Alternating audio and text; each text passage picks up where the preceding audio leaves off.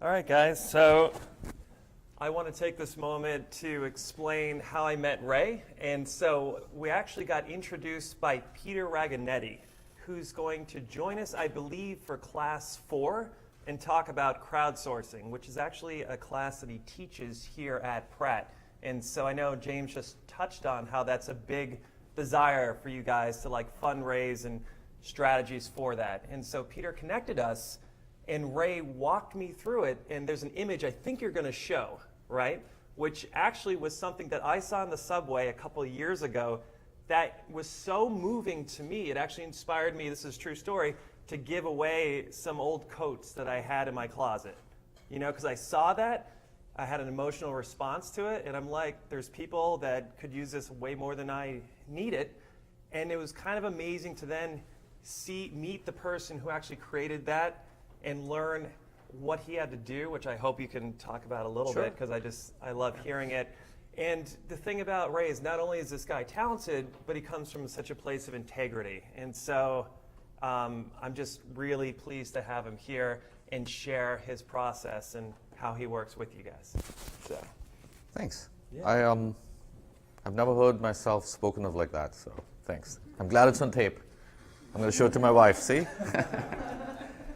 So yes, I do have the power of having you donate your old coats to places. I mean, if that's a badge, but I'll show you how I got there. So like you guys, I have an MVP, and I'd like this to be as interactive as possible. So if I'm not making sense, just stop me right there. And if you have any questions, please do.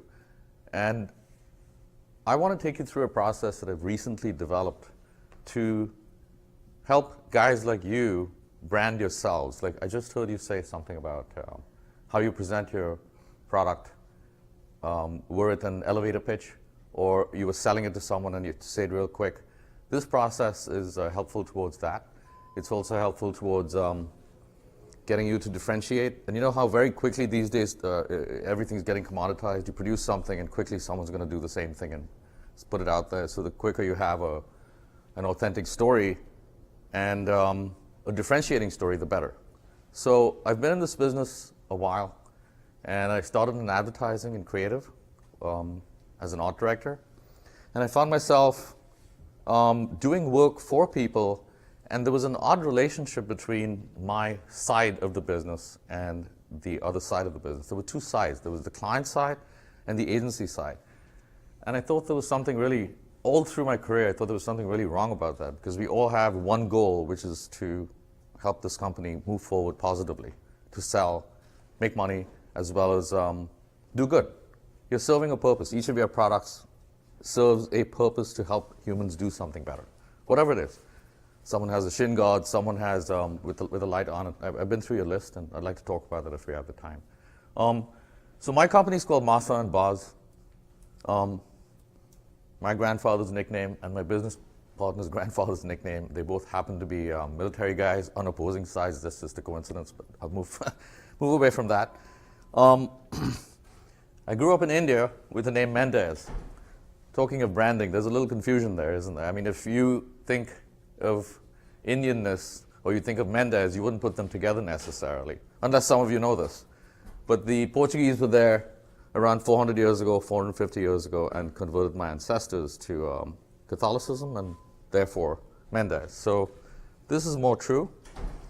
This is what I used to see a lot growing up, the backs of people in church, and I learned essentially about communication and truth finding from the Jesuits, where I understood, without articulating it at the time, but I understood the meaning of branding, which, you know, one can look at these days and go, it's superficial, it's my brand from the outside, but I don't look at it like that. I look at brand a little bit deeper, that a brand is made up not just of what you look like, your logo and your name, but it's how you behave, how you think, and the words you use, and the whole image, it's your whole being. So with that in mind, I left advertising recently and started Masa and Baz to be able to help CEOs and founders develop their own brands and do it really quickly. I'll take you through the process soon.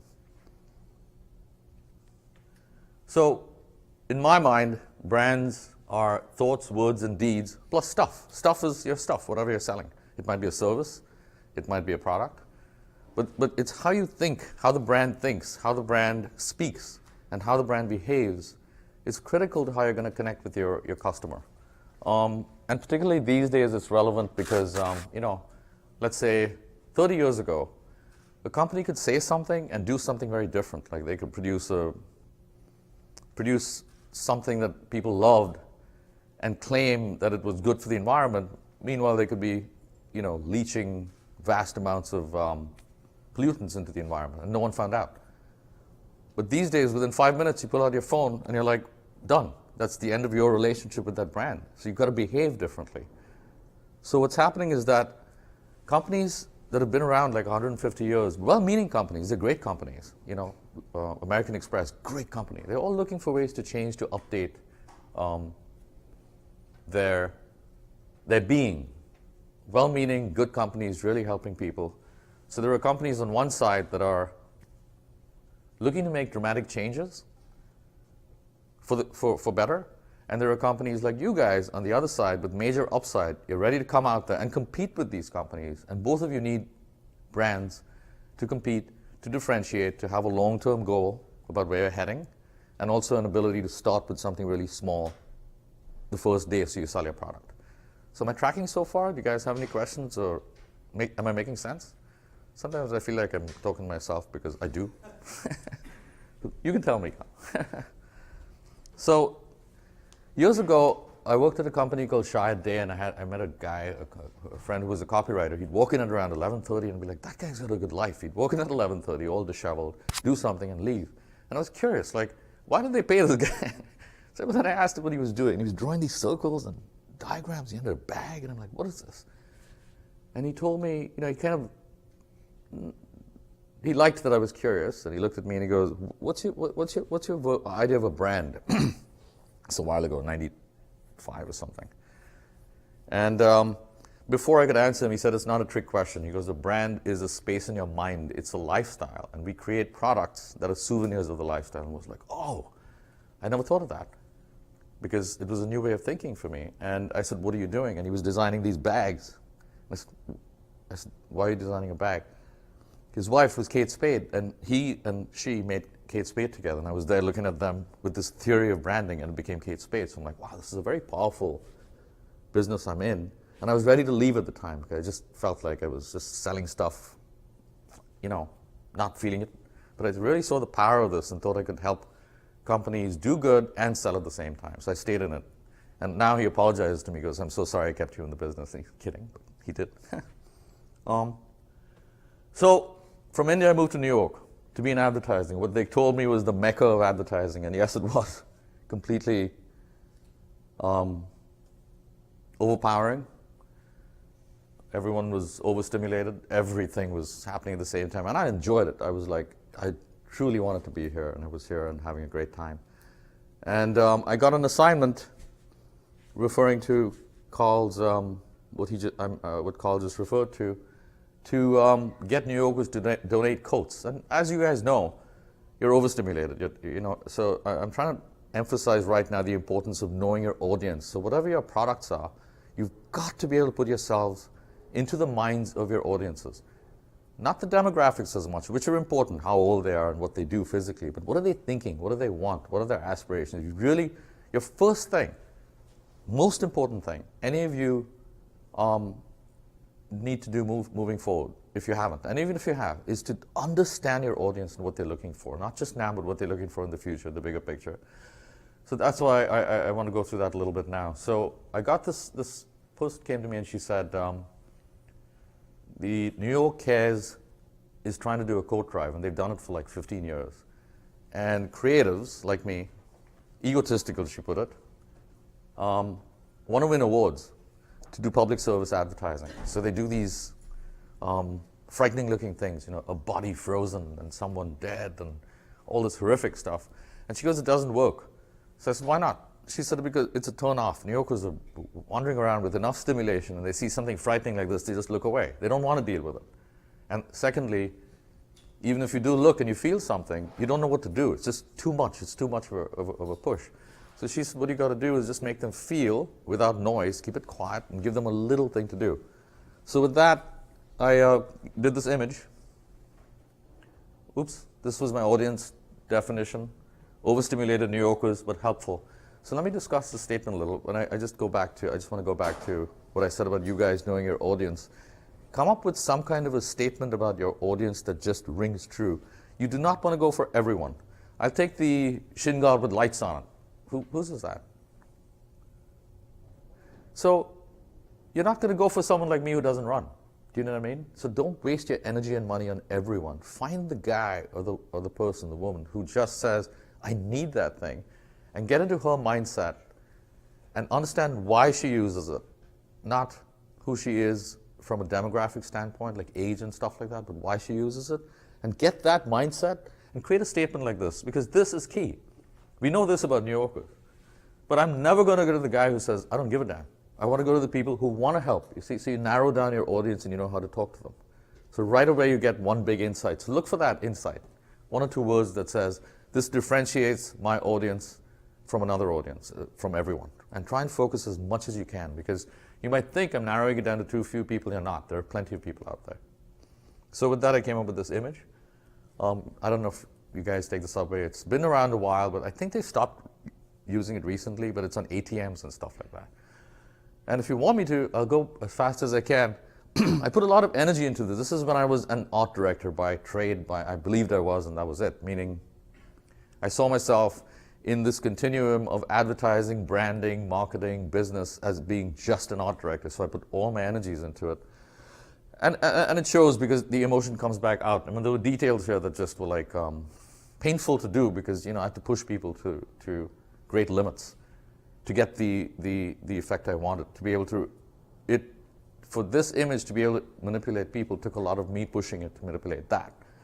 For instance, the cheeks, I had to go and do them myself because I just didn't feel like it was communicating right. There was a thumb sticking up there. It was like this. I had to go and cut it off. It was a reshoot, sadly, because you know an Apple box, when you're shooting, there are these boxes they use. It had one Apple box and she was squished, and I couldn't figure it out. I had to do a reshoot and go back. Then I I took a few days off, and I came back, and I found that it was, they let it go, the image go, and it was all very dark. So to pull it back and to create a lot of political ruckus, because I almost got someone canned for letting it go. My point being, it takes a lot of hard work and energy and pushing buttons and hurtful behavior and stuff. So I was like, I don't want to do this anymore. It was just too much for me. I can do it. I could be good at it, but I need to have a different approach. Now, this is a long time ago, but this is the first step in why I started this business. And there have been big steps in between why I'm doing this now, because I don't want to do it myself. I want to teach founders and CEOs to do it themselves and then walk away, because I want to take away the mystification of creativity. I don't think there is any in business. Creativity as an art, that's magic. But in business, we're doing things for a reason, and there's a process. There's a clear, distinct process that once you know it, you're good, and then you can get things done better. So hopefully I'll help you with it, show you the theory, and then you can ask questions. So I'm skipping many years. I just want to show you two New York things. So my most recent client, as of a month ago, like I've got this new company for a month. I had a company called The Concept Farm. I was a partner there of an agency. This was one of my clients. Interesting client, because I had a relationship, I still somewhat do, with the owner of the building. I mean, very few people know that there's one owner of the building, although they went public recently. So it's a public company. He still owns 60% of this REIT, a real estate investment trust. And it's not just this building. There are many buildings they own, this company, this family. Nice, interesting, smart, brilliant man. I learned a lot from him. But essentially the problem he, through his people, his operations, handed my company was to sell tickets to the observatory, which is an incredible business. It sounds like a small thing. It's a major business. I can't officially give you the numbers, but it's a huge, fantastic business. So my company approached it, how do we sell more tickets? And that didn't make any sense, because as you know, there are lines around there. But then we realized it's selling in periods, what they call shoulder periods, nighttime, winter, when people don't want to go there. And then as I'm looking at that going, but there's a conflict between this observatory and the tenants. Oops. I didn't know it was a touchscreen. That doesn't work anymore? It will. They're doing it. Yeah, so you see, the tenants don't want these lines, and the tourists are in the way of the tenants. So I'm like, wait a sec, this is a bigger problem than just selling tickets. It's an experience. This whole building's got to be unified. So it took a lot of work to figure out that it's not just the observatory that was my business. I was being paid to sell more tickets to the observatory, the thing, selling the thing itself. But I had to look at this and go, how are people experiencing this brand? How will they experience this brand? It's going to last another 100 years, we hope. It's been around a long time. It's going to outlast us. My role is not just to be selling tickets, man. I'm like, I can sell tickets. But I've got to understand this brand. I'm responsible for it. Here I am, this kid from India.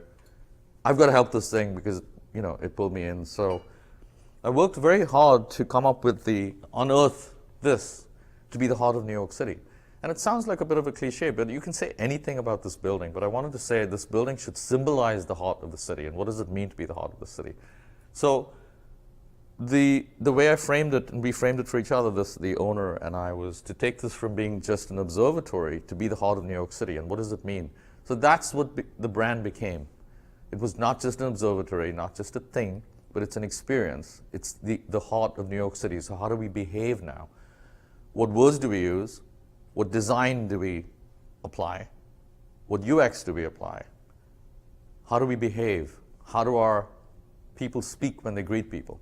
So with these three words, you get a whole way of behaving that comes out of this. This is the brand, essentially.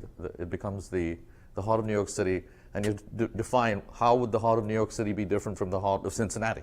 What's New Yorkness, and what's the heart of New York? So it creates a lot of guidance. So the building can make decisions moving forward based on these few words, as opposed to just, we're selling more tickets. See, you grasping the difference? So that's what I consider branding. Again, if it's not making sense, maybe it will as we keep going. But it's building a bigger story. It's not just a product. It's an experience. I'll give you another analogy. I didn't think I'd do it, but imagine two pencils, simple pencils, and I want to sell them to you. I can say this is a yellow pencil, or I can say this is a yellow pencil that was used by not this pencil itself, but this brand, this company. Hemingway used these pencils to write all the books we know. Automatically, you'd want this one more, whether we like it or not. So that's the difference between a brand and a product. Just a little bit of a story that says you have a connection, an emotional connection. So observatory, there's no emotion there. It's a view. It's just a view. Heart of New York City, it's like, what does that mean, you know? So that's the essential difference. It's okay, I don't have internet, but from this, and we designed everything, like tickets and website, and everything you can imagine, the bits and pieces that make up the brand, touch points you could call them, you know, when you walk into the building, the signage, the videos, the way for your directions, and the things they have when you pay, the little signage there. So we designed as much as we could. And one major accomplishment I felt was the heart of New York City, hypothetically, is also the center of the city. So Midtown's not defined very well. I bet if I ask each of you to define Midtown, you're going to have different definitions. It's okay. Oh, maybe I do have it. Oh, I do have it. There you go. So we designed this so the building's smack in the middle. So hopefully, maybe 50 years from now, Midtown will be defined by this square. So it's the heart of New York City. You know, the building is in the heart of Midtown, which is in the middle of the city. So that's from these three words, heart of New York City. You see how much comes out. You can design this, and then they have this relationship with these places. So it becomes a business idea as well. It's not just this magical heart of New York City that's all emotional. You can start building business. You can build products out of an idea like that. So all these people want to be part of the heart of New York City, the center. So they develop relationships where you now have a walk. They can go there, and you can go, and you get a coupon. You get some deals, you know. So branding leads to new products too. One of the things that came out of this was we developed a product, the sunrise product. So you pay $100 and you go up every morning for a sunrise experience, and that's came out of this kind of an idea, this kind of thinking. I don't have internet, so I won't show you, but every Valentine's Day it pulses red. That came from here too. So you see how it really, three words affect everything? And 6 years ago, this is 4 years ago I had it. 6 years ago, there was none of it, the Empire State Building. And it's still got a way to go, believe me. It's never just going to change overnight. Everything's step by step. But 6 years ago, the perception would be, oh, that tourist trap and all these people accosting us. There's still some of that, but now I hope that you feel a little bit warmer towards this building than you did 6 years ago. I don't know how long you've been in the city. But this is the kind of work, that's what branding does, in bits and pieces. You give it a long-term goal, and then you do bits and pieces to get yourself there. And then the long-term goal is the guide. How do you market it as different than the Freedom Tower? The Freedom Tower is down there, and they say, see forever. And they say, there's another thing they had, which is good, see forever. It's like, see the future, and you're far and all that. But it also, that's just a view. You see forever. They're not, and they have a problem because it's a very sad thing down there. This is just New York. You can't, this is the icon of New York. There's nothing more, when you're flying in and you're leaving. So there's a distinct difference. But that's a good question. It's not just the World Trade, One World Trade. It's also the other observatories that are popping up all over the city. You can go to any bar and they claim to have a view. So the difference is the heart of New York City. That's it. We're the heart. There's nothing that can represent it better than the Empire State Building. That's essentially the difference. They make better relationships with the tenants in the building?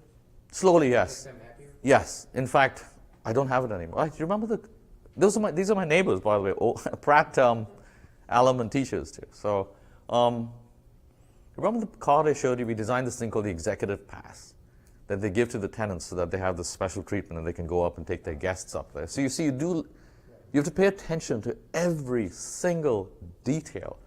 It's not like you come up with this magic and walk away. You have to work on everything. Like I said, I showed you the Statue of Liberty. There's nothing I had to let go. Every pixel had to be touched. So it's similar with this. You can come up with a big idea, but then you got to do the grassroots thing. You got to walk the walk with the CEO. You got to walk the walk with the marketing people, and go to the sales rooms and talk to the customers and understand what they want. Then you feel it.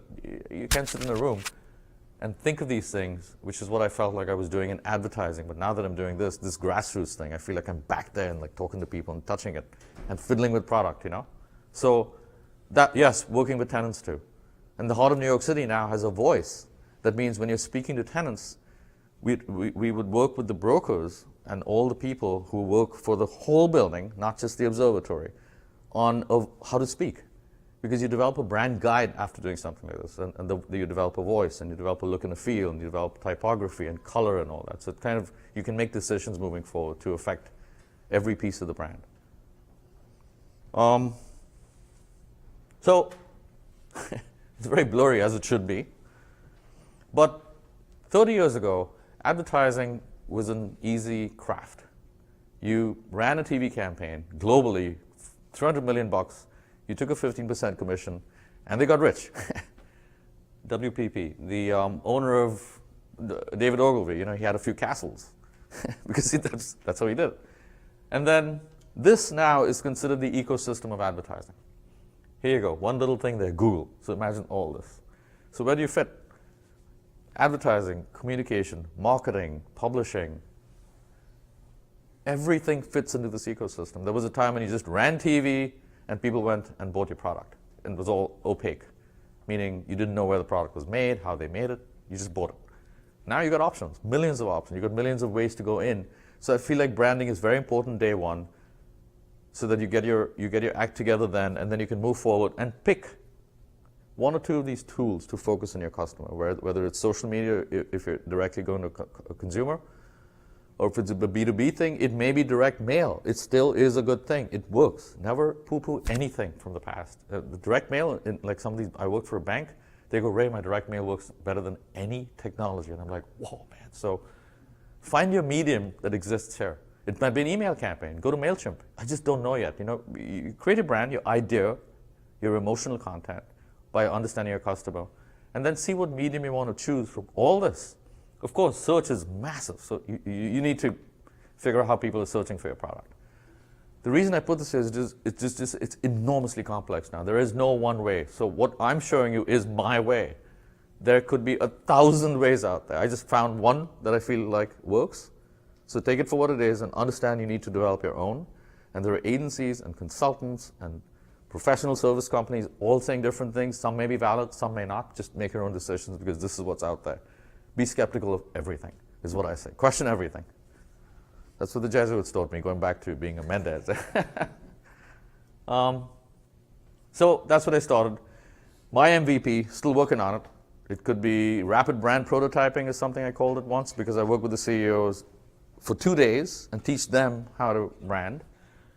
Or I call it system design because my partner is a tech genius and he can look at all those things back here, choose the right ones with hard work, and understand how to put them together so it all works around the customer. I don't do this. This is his realm. So I'm this half of the company and that's him. So these guys came to me. I'm taking through a process. I'm over time, aren't I? I'm taking too long. Oh, it's all right. This is Yeah? yeah. Okay.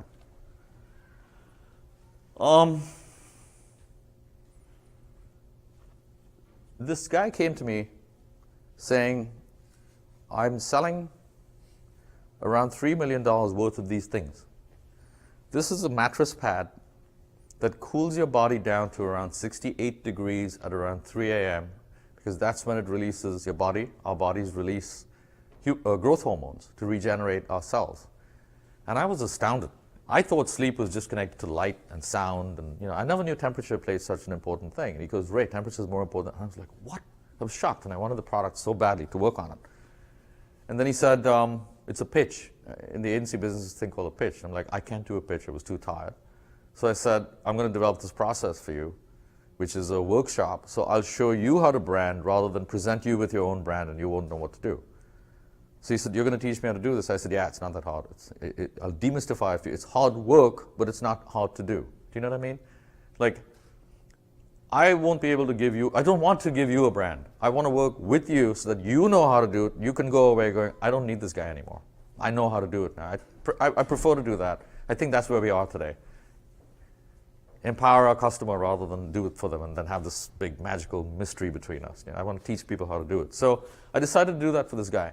And I took all my experience and I said, how am I going to teach it? So I developed my own process, little realizing that many people have developed their own processes. I thought this was me. But so there are plenty out there. Just take it. Audience first. This is where you can go through it, then we can talk about it making sense or not. Obsess here, please. Do not do anything until you feel your audience. You got to know her. You got to be her. You got to be him. You got to understand how these people live and why they want your product, what they aspire to, what they want in the future. Just study it. Study that person. Okay? And I divided into two. I don't know about you guys. You probably, I don't know if you have current customers. But if you don't, I tend to work with companies who have customers that want to grow because a private equity company has just bought them, or they've got new investment that they want to, they want to grow very fast. They want new audiences. But you've got to study your current audiences and go, why do they like my product? And be pretty brutal, because they may not like it, but they buy it for some other reason. So you just got to study it. Just study your audiences. I'm trying to emphasize that with you guys. And your future audiences. So very often I have clients come in, the cliche is going away a little now, but for the last 3 years, there was one assignment. We want millennials. Okay. Yes, everyone wants millennials. That's, but why? So study your future audiences, and you'll soon discover, I hope, that the mindset of these two are exactly the same. It's how they behave that seems to be different. And I say seems to be because I'm not 100%. This is a moving target. We're finding things are changing all the time. So let me give you an example of the product as I take you through it, so it'll be making more specific sense. I'll go through that in a bit. I divide the landscape up into two. Your immediate competition, like, I'm sorry, what's your name? Jim. You will probably find that someone else has thought about this. I find that I'm never alone. Like, someone has thought about my ideas a long time ago. You got to see who they are. See who's eating your lunch. Meaning, when you go to the store to sell, see who else is going to be there and selling the same thing you do. You're going to find someone like that, and you're going to be like, oh my God. So you've got to be very competitive like that. Study your competition. If you don't have someone selling your exact product, study a company that's like it. But your immediate competition, like who's going to take my money away from me? Because you got to be competitive. You got to be competitive. So study your competition. This is also very important. Study the big, broad, global trends. Like where is humanity going? Like we don't know. We do know. You just do some reading. I shouldn't say you don't know. You know. You just have to read. Think about it. I'll take you through the details in the sleep context. vision. Every one of you guys has a vision that's not just about making money, that made you make your product. You go, I love this thing, and this is why, because it's going to do this for humans. And I'm going to wake up every day and go, this is what I want to do. But oh man, I got to do this and make money. Okay, you have to make money. Great, accept it, no embarrassment. But identify this, you need to identify this. So when I work with my CEOs or founders, I pull all this out of them in the workshop. And then I call this loosely business/brand because I want to know how the businesses work. Because when you have a CEO there or a founder there, things come out that you never understand unless you're sitting there with that person, and I never know. Things like my product leaks, and I'm like, well, I didn't know that. That plays a huge part. You may not think it's important to communication, but it is, because you get the psychology behind it. I got issues with how they're treating me in China when I'm manufacturing stuff. And I go, oh, okay, I didn't know that. So I understand why you can't do this, because you're spending 2 weeks a month in China. I get it. But if I don't know that, I'm giving them ideas they can't execute. You see, so this portion is just me trying to understand what these people do and the problems they have. So I can be very real. So I can roll up my sleeves with them and help, rather than sit there like this guy going, here's an idea, take it and leave. You know, I want to know this. I want to know how it works. So, current audiences of my sleep guy, they were these really passionate life hacker type of people. Like Tim Ferriss, do you guys know who he is? The 4-Day Work Week. He loves this product. And he's very influential. But I'm no Tim Ferriss. I'm like, that guy, you know, he injects himself with stuff. He hangs himself upside down. He puts himself in ice. He's like a life hacker. I'm like, so he's a passionate user, but there's one of him, right? LeBron uses it, and he says to his buddies, apparently, I can't say I can't prove this, but someone told me, my CEO told me, that he says, you know, you guys go out partying and all that stuff, I don't care. He goes, I sleep. And when I sleep, I make $100 million. High performer. High performers want to sleep better. How do I get this message out to people like me who are like, yeah, I want to do better, but I ain't these two. Then there are, she's actually, I made a mistake. This is not representative of this. She's an athlete. I wanted to get someone in a wheelchair to represent cancer patients and MS patients that use this thing and swear by it. But remember what I'm saying. These are just a very narrow bandwidth of passionate users, like, you know, a few 100,000 of them. We want to sell to America. All of you want to be healthy. So this is the current audience. How do I get from 3 million to 100 million, selling 100 million? So I got to go to the next layer up. So we study the future audience. Who are they? They're people like you and I. Well, they're not the guy who's sitting on the couch with a beer going, I'm never going to use this. Don't go for him. Leave him alone. Just leave him alone. But go for these people. She wants to be healthy. She's doing well. He wants to perform. He wants to perform. He's at a certain age. He goes, I've had it, man. I got to get healthy again. You want to go for the people who want to do it, because the psychology is that they're positively looking forward to this. Because if you sell it to someone who doesn't want it, it's not going to work. Because someone doesn't want to change their habit if they're approaching it negatively. So, you know, identifying your audience and finding the people who want your product is really key. So, Jim, you have to find the people who want your product. Don't worry about the people who don't want it. Don't waste your time. There are plenty who want it. Get to them, get that energy going, so you're ignoring those, and then have them understand your product and get them to recommend it in steps. The competition. Now, oddly enough, I was astounded. Like, yes, obviously all these sleep products. But then he said our competition is things like Ambien. And I'm like, whoa, I never thought of that, you see? So I have to understand who his competition is. Sleep Number is a big competitor too. And then you understand, what is their messaging? How are they selling? Why are they selling? What's their long-term idea? Are they going to have a product that's like yours in a couple of months and you're going to be, you know, dead in the water? So you do some study. And what are the trends? As we know, wellness is this huge trend right now. Wellness is a giant word with a million things underneath it, ranging from, who knows, yoga to Reiki to all these different things. Paleo diet, one of them. You know, and I find this, Arianna Huffington's Thrive Global, where, you know, it's about sleep and burnout and stuff like that. So these are the trends. Everyone's going here anyway. So if you go back to that medical-looking product I showed you earlier, you know, this one? Yeah. You see how opposing it is to this trend? Everyone's going here, and there it looks like something you get in a hospital. Now, it's appropriate for your current audience, for Tim Ferriss and those other two people, but it's not appropriate for us. Like, that thing just, I don't want to use that dirty looking, you know, just, so you see, as you understand your audience and the future audience, you start designing your product in your head too. So that's where it helps. you're going through a process, a journey where you go, oh, I'm changing my brand. And I had to get his vision, and very simply, well, his uncle invented the waterbed, so he's been obsessed with sleep since he was a kid. And he very simply said, Ray, 40% of Americans have insomnia. No wonder we have all these problems. I know that if they sleep better, I'm like, so you want to help America sleep better? He goes, yeah. He goes, that's my vision. I go, awesome, man. There it is. What's your vision, guys? You want to help plumbers have a better life. I don't know what it is. Find it. Write it down, Then I talked to him about his issues. This is just a picture I got of manufacturing in China, but he was harping on China, and I go, why are you talking so much about China? He goes, I want to manufacture in America. I can't.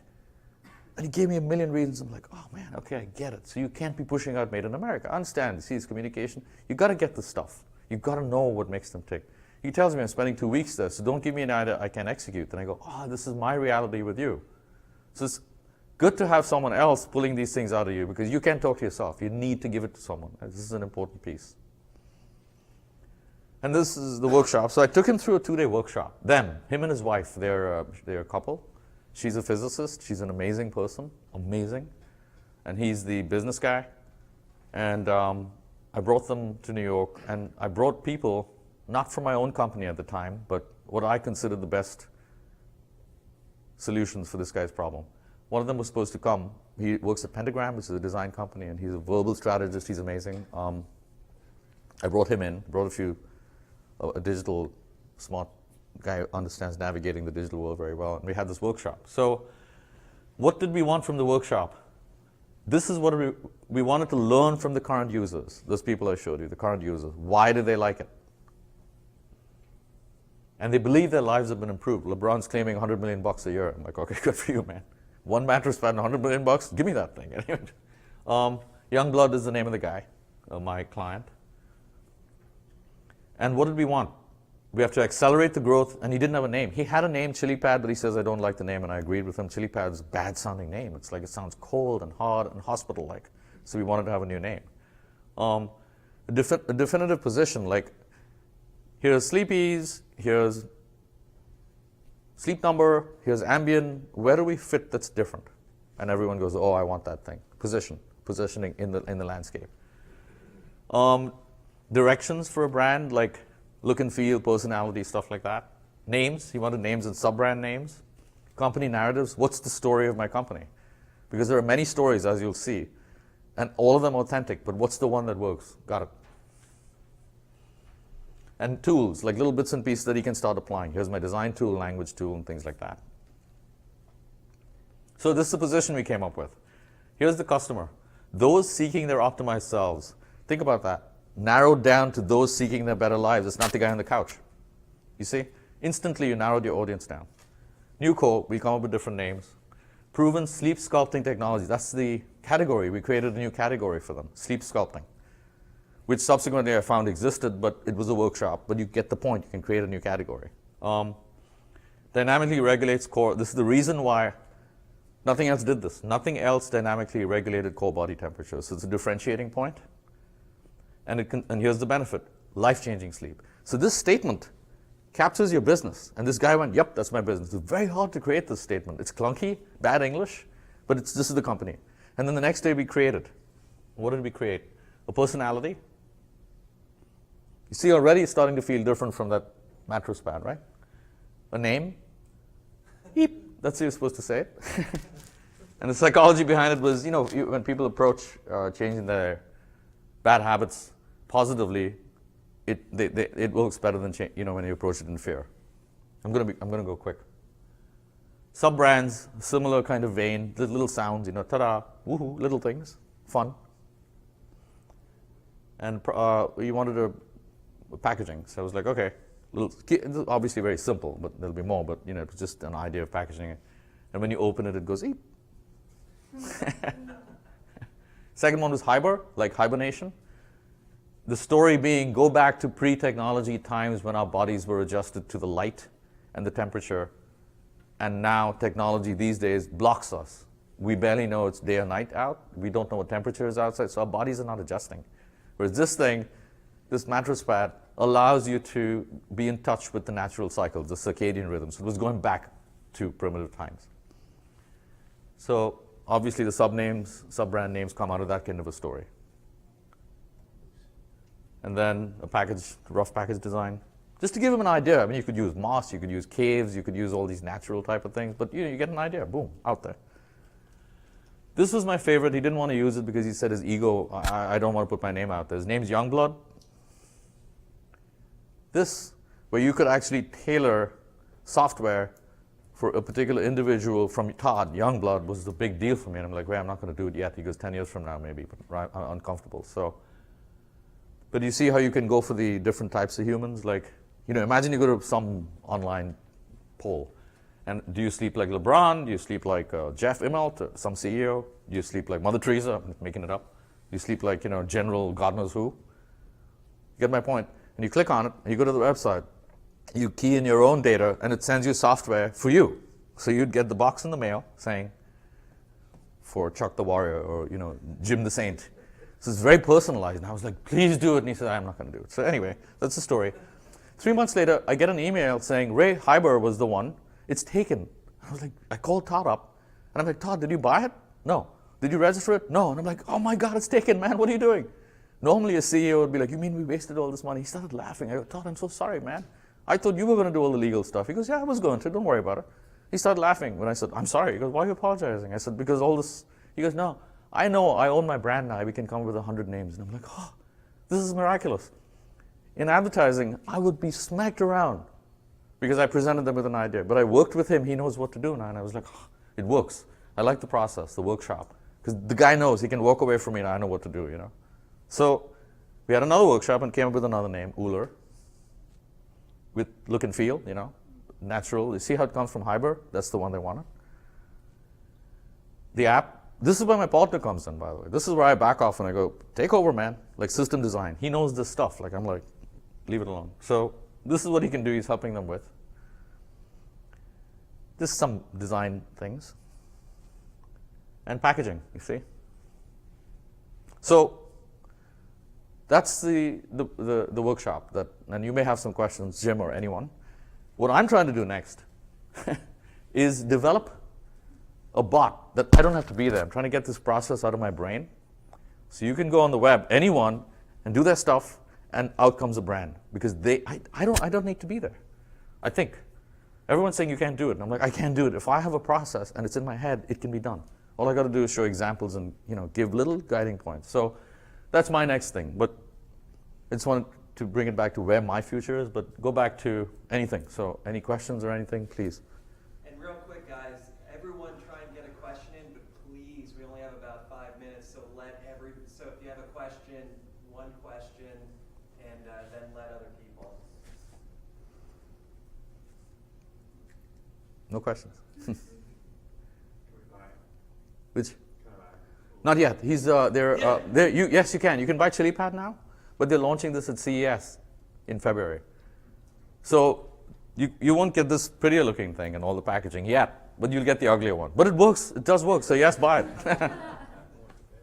If your statement is the same as your mission? I'm sorry? The statement is the same as the mission?